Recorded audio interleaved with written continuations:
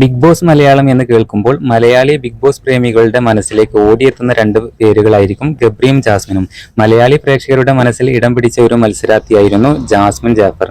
Big boss season 6 Jasmin ശ്രദ്ധിക്കപ്പെടുന്നത്.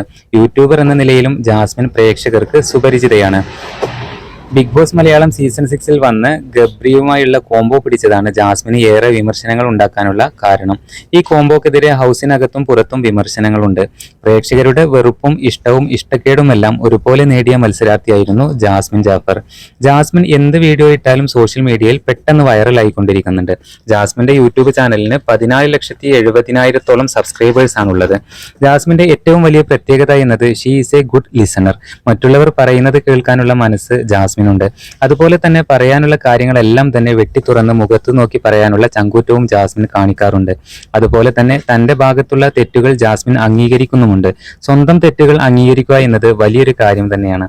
എന്തായാലും big boss Malayalam ചരിത്രത്തിൽ ഇത്രയധികം ശ്രദ്ധിക്കപ്പെട്ട വേറൊരു മത്സരാർത്ഥി ഇതുവരെ ഉണ്ടായിട്ടില്ല.